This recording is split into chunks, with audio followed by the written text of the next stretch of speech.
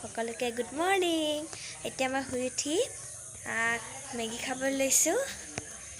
Maggi খাম এতিয়া। এইটো মেগী দেখিছেনে? মেগীটো খাই লওঁ। মই নিজে বনাইছোঁ মেগী, দেখিছেনে?